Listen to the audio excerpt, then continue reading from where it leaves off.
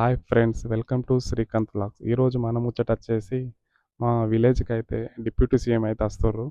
ఇక్కడైతే integrated school, పక్కన లక్షట్పేటలో ఉన్న గవర్నమెంట్ హాస్పిటల్, ప్రభుత్వ జూనియర్ కళాశాల, పాఠశాల అవి ఓపెన్ చేసి మా ఊరికైతే వస్తుండు.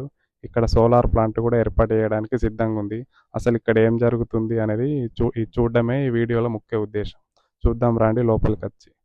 ఫుల్ మంది అయితే వచ్చారు. బస్సులు అయితే మొత్తం గుట్ట కింద పార్క్ చేసారు.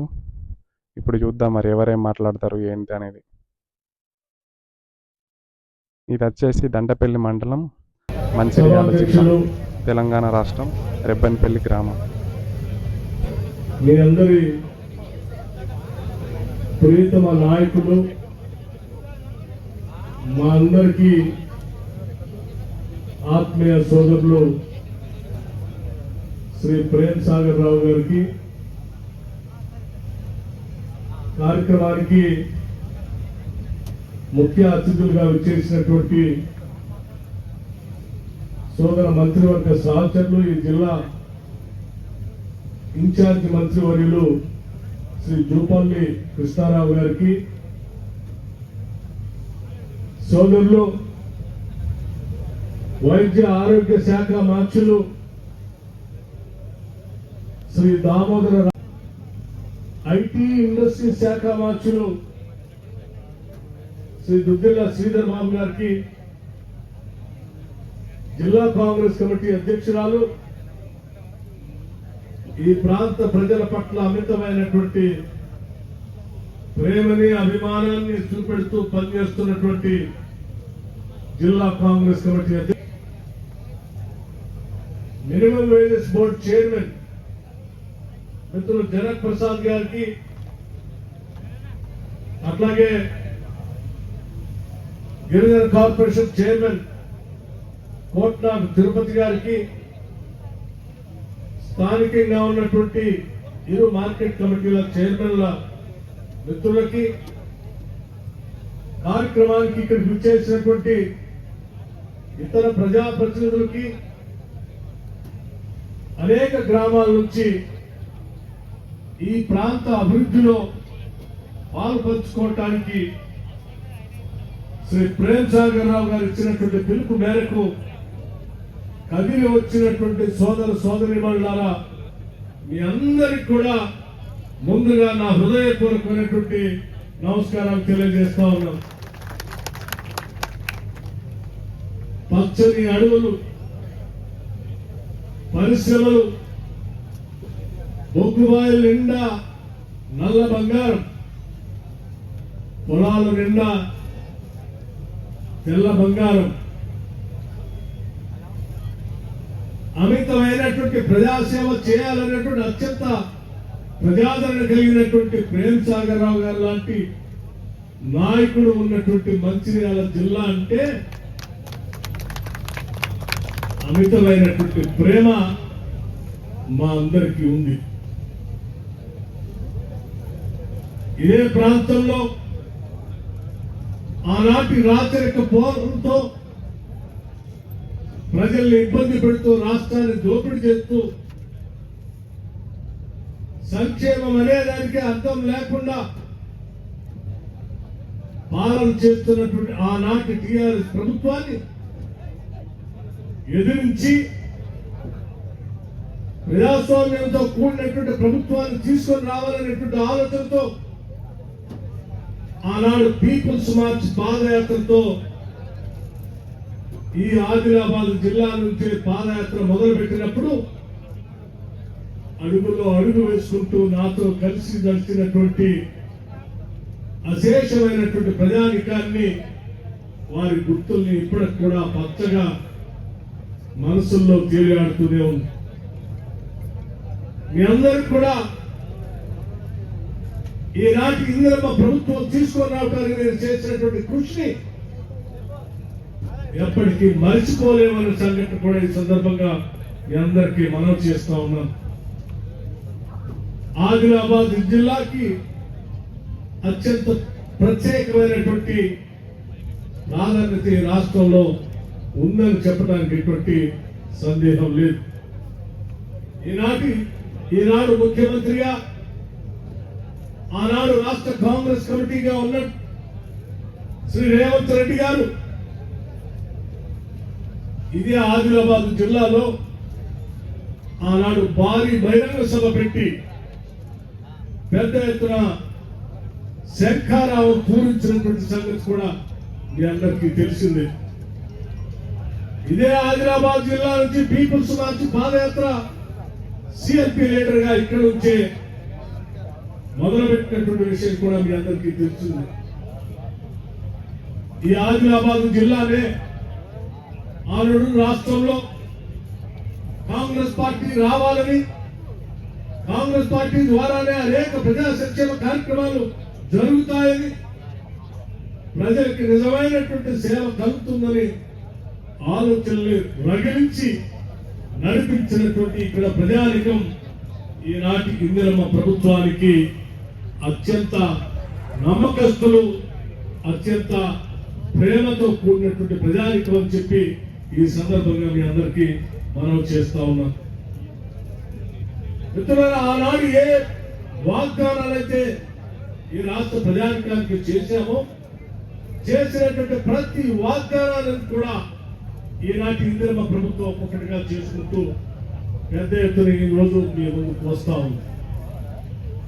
ఈరోజు ఆదిలాబాద్ జిల్లాలో మనం చూసినటువంటి దామోదర రాజనరసింహ గారి ఆధ్వర్యంలో ప్రారంభోత్సవం చేసుకున్నటువంటి ఆసుపత్రి కానీ,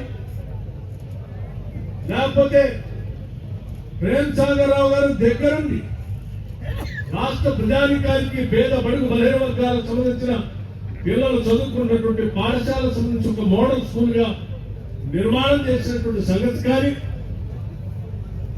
లేకపోతే రాష్ట్ర వ్యాప్తంగా ఉన్నటువంటి మహిళా సోదరిమణులకి వారి ఆర్థిక సాధికారత కోసం ఈ రాష్ట్ర ప్రభుత్వం ఆలోచన చేసి సోలార్ పవర్ ప్రాజెక్ట్ ని వాళ్ళ చేత ప్రారంభోత్సవం చేపించాలనేటువంటి తలంపుతో ఇక్కడ మొదలుపెట్టినటువంటి కార్యక్రమం కానీ, లేకపోతే ఈ రాష్ట్రంలో ఉన్నటువంటి బడుగు బలహీన వర్గాలకు సంబంధించిన పిల్లలే కాదు, ఈ రాష్ట్రంలో పుట్టినటువంటి ప్రతి బిడ్డ కులాలకి మతాలకి అతీతంగా అందరూ కూడా ఒకటే ఇంటిగ్రేటెడ్ రెసిడెన్షియల్ స్కూల్లో చదువుకోవాలనేటువంటి ఆలోచనతో ఇంటర్నేషనల్ స్టాండర్డ్స్ తో ఇక్కడ ప్రారంభోత్సవం చేసినటువంటి young India integrated residential school కానీ, ఇవన్నీ కూడా ఆనాడు ప్రతిపక్షంలో కాంగ్రెస్ పార్టీ మేము అధికారంలో రాగానే ఇవన్నీ ప్రజా సంక్షేమం కోసం చేస్తామని చెప్పినటువంటి మాటలే, ఆ మాటలను నిజం చేస్తూ ఈరోజు ప్రతి జిల్లాలో ఈ కార్యక్రమాల్ని చేపడుతున్నామని సందర్భంగా మనం చేస్తా ఉన్నాం. అందుకే ఈరోజు ఇప్పుడే పెద్దలు దామోదర రాజనరసింహ గారు, శ్రీధర్ బాబు గారు, లేకపోతే జూపల్లి కృష్ణారావు గారు మాట్లాడి చెప్పినటువంటి సంఘటనని నేను మరొకసారి గుర్తు చేయదలుచుకున్నాను. ఈ చుట్టుపక్కల పరిసర ప్రాంతాల్లో కనుచూపు మేరలో ఎక్కడ ఒక గ్రామం కూడా లేదు, ఓ పట్టణం కూడా లేదు. ఈ గుట్ట మీదకి మా ఆయన తీసుకొని వస్తా ఉంటే కారులో కూర్చొని ఆలోచన చేసే గుట్ట ఎక్కిస్తా ఉన్నారు. ప్రేమ్ సాగర్ రావు అక్కడ ఏముందో ఏం కనపట్లేదు కదా.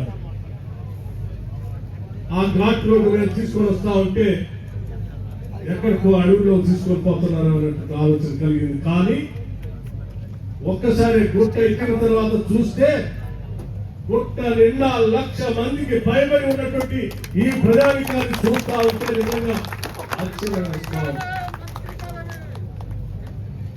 ఇది నిజమా కాదా అనేటువంటి ఆలోచన ఒక్కసారి కలిగి నేను మా మిత్రులందరూ కూడా చెప్పాను. వెంటనే దీనంతటిని డ్రోన్ కెమెరాతో రికార్డ్ చేయించండి. ఇంతమంది ఇక్కడ కదిలి వచ్చారంటేనే ఈ ప్రాంత ప్రజా నాయకులు, ప్రజాప్రతినిధి ప్రజల గుండెల్లో ఏ రకంగా చిరస్థాయిగా వారి స్థానాన్ని పదిలం చేసుకున్నారో స్పష్టంగా మీ అందరి హాజరుతో ఇది స్పష్టమవుతుంది అని సందర్భంగా మీ అందరికీ మనవి చేస్తా ఉన్నారు. ప్రేమ్ సాగర్ రావు గారు మాట్లాడుతూ జననం మరణం మధ్యలో ప్రయాణం, నేనెంతకాలం ఇంకా రాజకీయ జీవితాల్లో ఉంటానో తెలియదు, కానీ ఉన్నంత కాలం కొద్ది రోజుల్లోనైనా పూర్తిగా ప్రజాసేవకి అంకితం అవుతామని చెప్పారు. మేమందరం ఆశిస్తా ఉన్నాం, వారిని ప్రేమిస్తా ఉన్నాం కూడా. వారు నిండు నూరేళ్లు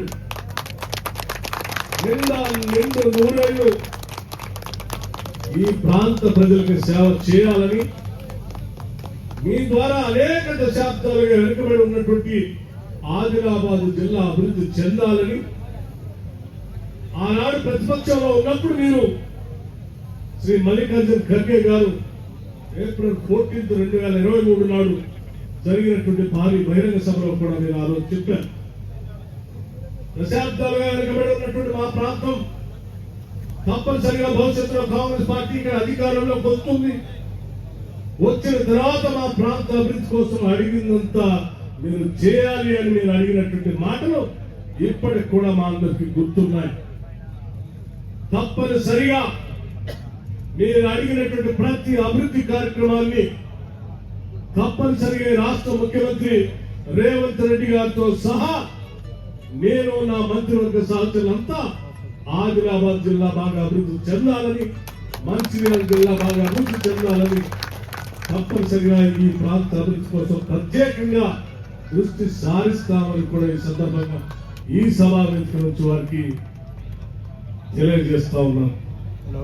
నేను అడిగాను, మహిళా సంఘాలకు సంబంధించి ఎనర్జీ శాఖతో చేసుకున్నటువంటి ఈ ఎంఓయూ సంబంధించి బీపీ సంబంధించి ఇంకా కొన్ని మెగావాట్లు మాకు అందిస్తే ఇక్కడ స్థలం ఉంది, చేయడానికి సిద్ధంగా ఉన్నామని చెప్పారు. తప్పనిసరిగా మహిళా సంఘాలపై ప్రత్యేక దృష్టి సారిస్తున్నటువంటి కాంగ్రెస్ ప్రభుత్వం వారికి ఎంత శక్తి ఉంటే ఆ మహిళా సంఘాన్ని అభివృద్ధి పరచడానికి ఈ రాష్ట్ర ప్రభుత్వం ఎంత దూరమైనా వెళ్ళటానికి, ఎంత ఆర్థిక ఇబ్బందులు ఉన్నా వాటన్నింటిని ఎదుర్కొని వారికి సాయం అందించడానికి రాష్ట్ర ప్రభుత్వం సిద్ధంగా ఉంది. అందులో భాగంగా మీరు అడిగిన దానికి కూడా తప్పనిసరిగా ఈ ప్రభుత్వం పరిశీలన చేసి ముందుకు పోతుందని కూడా ఈ సందర్భంగా మనం చేస్తా ఉన్నాం. మిత్రులారా, ఒక్కసారి ఆలోచన జనాభాలో సగభాగం ఉన్నటువంటి మహిళలందరికీ ఆనాటి కాంగ్రెస్ ప్రభుత్వం వడ్డీ లేని రుణాల్ని, అసలు వడ్డీ లేకుండా ఇచ్చే రుణాన్ని కూడా ఆనాటి కాంగ్రెస్ ప్రభుత్వాలు మొదలుపెట్టి ముందుకు తీసుకోకపోతే 10 సంవత్సరాలు పాలించినటువంటి టీఆర్ఎస్ ప్రభుత్వం వడ్డీ లేని రుణాలకు సంబంధించినటువంటి డ్వాక్రా సంఘాన్ని పూర్తిగా గాలికి వదిలేసి దాన్ని పూర్తిగా ఎత్తివేశారు. తిరిగి మీ అందరి ఆశీర్వాదంతో వచ్చినటువంటి ప్రజా ప్రభుత్వం మహిళా సంఘాన్ని మహాలక్ష్మిగా చూస్తూ మనం అందరం ఆర్థికంగా నిలదొక్కునేటువంటి చూడాలనేటువంటి ఆలోచనతోనే ఈ రాష్ట్రంలో 1 కోటి మంది మహిళల్ని కోటీశ్వరులు చేయాలనే లక్ష్యంతో రాష్ట్ర ప్రభుత్వం ముందుకు పోతుందని చెప్పడమే కాకుండా సంవత్సరానికి 20,000 కోట్ల రూపాయలతో వడ్డీ లేని రుణాలు ఇవ్వాలనేటువంటి ఆలోచన ఆనాడు మేము ప్రకటించాం. ప్రకటించినప్పుడు అందరూ ఆలోచన చేశారు, ఇది సాధ్యమా అని. మొదటి సంవత్సరమే చేసి చూపించాం. 20,000 కోట్లు కాదు, 21,632 కోట్ల రూపాయలు మొదటి సంవత్సరమే వడ్డీ లేని రుణాన్ని మహిళా సంఘాలకి ఇచ్చామని చెప్పడానికి నేను చాలా సంతోషిస్తా ఉన్నా. రాబోయే సంవత్సరాలతో కూడా కలుపుకొని మొత్తం 5 సంవత్సరాల్లో 1,00,000 కోట్లతో వడ్డీ లేని రుణాన్ని మహిళలకు ఇచ్చి పెద్ద ఎత్తున ఈ రాష్ట్రంలో అభివృద్ధి పరచాలనే ఆలోచనతో రాష్ట్ర ప్రభుత్వం ముందుకు పోతా ఉంది. అందులో భాగంగానే ఈరోజు రాష్ట్ర వ్యాప్తంగా 12వ తారీఖు నుంచి 20వ తారీఖు వరకు ప్రతి శాసనసభ నియోజకవర్గంలో వడ్డీ లేని రుణాలకు సంబంధించినటువంటి చెక్ని ప్రతి శాసనసభ నియోజకవర్గంలో ఈరోజు పంపిణీ చేసే కార్యక్రమం చేస్తా ఉన్నాం. అందులో భాగంగా ఈరోజు మంచిర్యాల శాసనసభ నియోజకవర్గంలో కూడా పంపిణీ చేశాం. ఇది మహిళలకు సంబంధించినటువంటి వడ్డీ లేని రుణాలే కాకుండా ఇతరత్ర అనేక అభివృద్ధి కార్యక్రమాలు కూడా రాష్ట్ర ప్రభుత్వం పెద్ద ఎత్తున తీసుకొని ముందుకు పోతా ఉంది. అందులో భాగంగానే ఇవాళ ఆమ్ ఆద్మీ బీమా యోజన సంబంధించిన కార్యక్రమం కాదు, లేకపోతే మహిళలకు ఇచ్చేటువంటి ఆర్టీసీ బస్సులు సంబంధించినటువంటి రుణ సదుపాయం కాదు. ఆర్టీసీ ద్వారా దాదాపు 600 బస్సుల్ని మహిళా సంఘాల చేత గురిపించి ఆర్టీసీకి ఇవ్వాలనేటువంటి ఆలోచనలో భాగంగా ఇప్పటికే 150 బస్సులు కొత్త బస్సుల్ని మహిళా సంఘాలు కొనిచ్చి ఇవ్వటం, ఆ 150 బస్సులు ఆర్టీసీకి అనుసంధానం చేస్తే ఇప్పటికే ₹1 కోటి మహిళా సంఘాలకు ఆర్టీసీ ద్వారా చెక్కు రూపేణ ఇవ్వటం కూడా జరిగింది.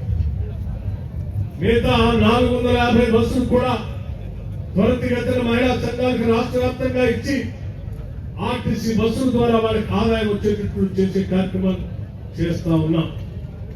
రాష్ట్ర వ్యాప్తంగా ఉన్నటువంటి మహిళా క్యాంటీన్లు వాళ్ళకి ఇస్తా ఉన్నాం. రాష్ట్రంలో అనేక ప్రాంతాల్లో పెట్రోల్ బంకులు వాళ్ళకి ఇస్తా ఉన్నాం. అనేక ప్రాంతాల్లో విపరీతమైనటువంటి రద్దీ ఉన్నటువంటి ప్రాంతాల్లో కూడా, ఖరీదైనటువంటి ప్రాంతాల్లో కూడా వాళ్ళకి వ్యాపారం చేసుకోవడానికి కావాల్సిన షాప్ సంబంధించి స్థలాలకు కూడా ఇస్తా ఉన్నాం.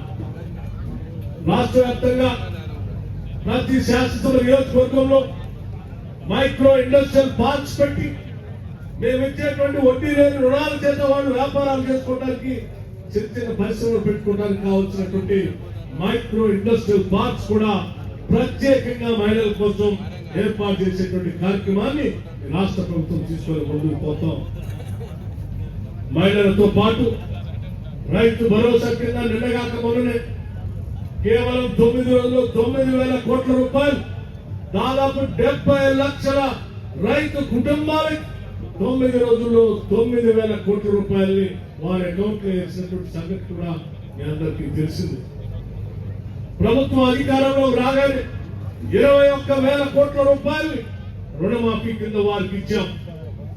సన్న బియ్యం 93 లక్షల కుటుంబాలు ఈరోజు రాష్ట్ర వ్యాప్తంగా సన్న బియ్యం పంపిణీ చేస్తా ఉన్నాం.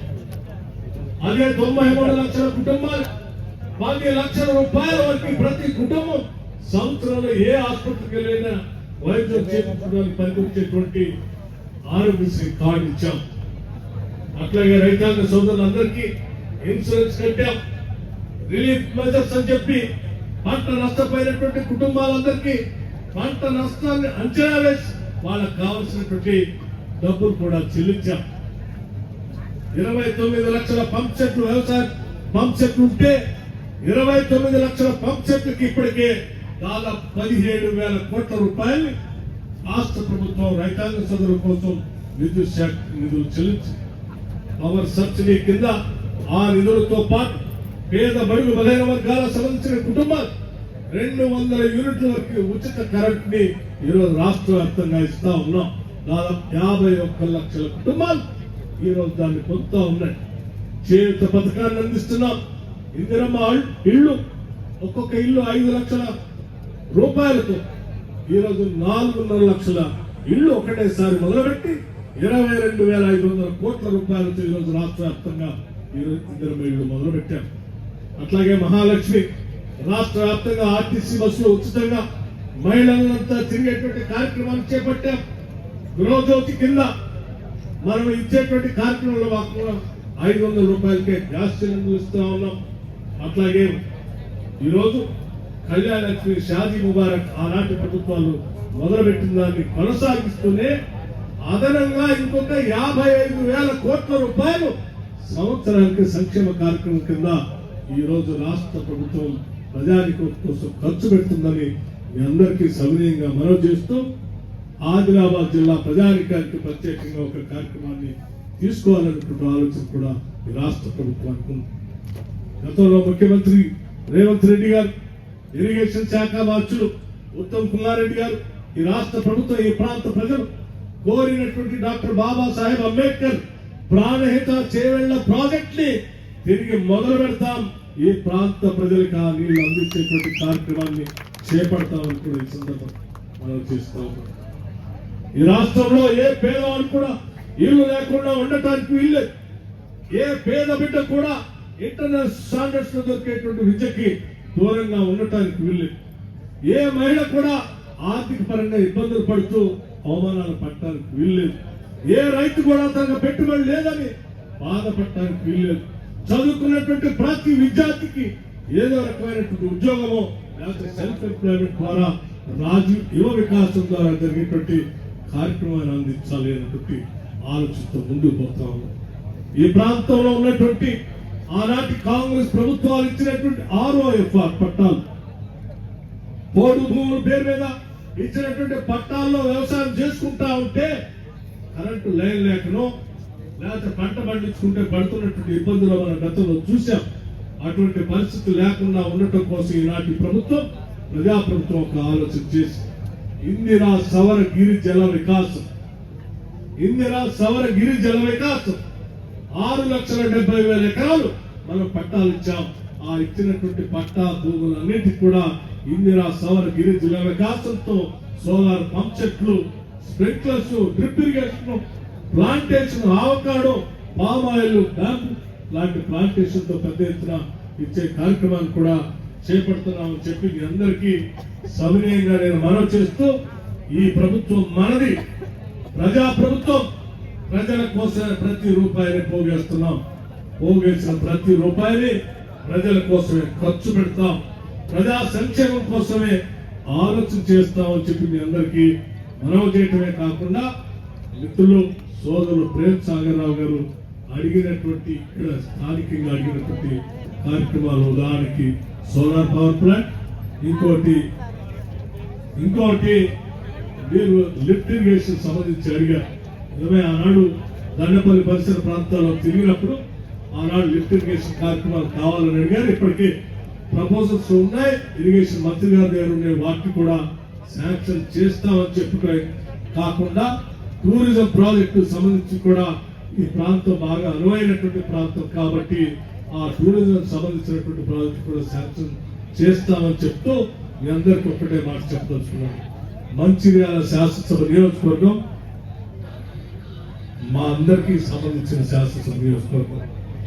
నాకు మదిరెంతో మంచిర్యాల శాసనసభ నియోజకవర్గం అంటే వారు 2 సబ్స్టేషన్లు అడిగారు. ఆ సబ్స్టేషన్ ఏమైనా చెన్నై అంటే చెన్నై కాదు, ఒకటే 220, ఇంకోటే 400. తప్పనిసరిగా సరే భవిష్యత్ తరాలకు అవసరం ఉంటుంది, ఇప్పుడు అవసరాలు కూడా అవసరమే కాబట్టి తప్పనిసరిగా ఎగ్జామ్ చెప్పి ఫీజిబిలిటీ రిపోర్ట్ తెప్పించి ఆ రెండింటిని కూడా శాంక్షన్ చేస్తామని చెప్పి మీ అందరికీ మనవి చేస్తూ మరొకసారి ఎంతో ప్రేమతో స్వాగతం పలికిన మీ అందరికీ హృదయపూర్వకంగా ధన్యవాదాలు తెలియజేసుకుంటూ ప్రేమ్ సాగర్ రావు గారికి, అట్లాగే DCC ప్రెసిడెంట్ సురేఖ గారికి, మీ అందరికి కూడా మరొకసారి నా హృదయపూర్వకమైనటువంటి ధన్యవాదాలు తెలియజేసుకుంటూ సెలవు తీసుకుంటాను. జై హింద్, జై కాంగ్రెస్. పర్యాటక శాఖకు సంబంధించి, ఎక్సైజ్ శాఖకు సంబంధించిన మంత్రి గారు పెద్దలు కృష్ణారావు గారు, మా జిల్లా కాంగ్రెస్ అధ్యక్షురాలు సోదరిమణి సురేఖ గారితో పాటు ఈరోజు ప్రదేశ్ కాంగ్రెస్ కమిటీ నుంచి పర్యవేక్షణలో వచ్చేసిన మిత్రులకి, జిల్లా కాంగ్రెస్ సంబంధించిన సోదరులకి, వేదికపై ఆసనులైన మరి బ్లాక్ కాంగ్రెస్ కానీ, మండల కాంగ్రెస్ కానీ, గ్రామ శాఖ అధ్యక్షులకి, అదేవిధంగా మరి గౌరవ శాసనసభ్యులు కొక్కిరాల ప్రేమ్ సాగర్ గారు అట్లాగే ఈనాటి ముఖ్య అతిథి డిప్యూటీ సీఎం శ్రీ బట్టి విక్రమార్క గారు, అట్లాగే ఆరోగ్య శాఖ మంత్రులు పెద్దలు దామోదర రాజనరసింహ గారు, అట్లాగే హాయ్ ఫ్రెండ్స్, సభ అయిపోయింది, మొత్తం కాల్ అయిపోయారు. మేము కూడా ఇంటికి వెళ్తున్నాం. గుట్ట దిగితే మా ఊరు వచ్చిన CM, deputy CM. Boyfriends, ఎవరు లేరు, మొత్తం ఎంటీ అయిపోయింది.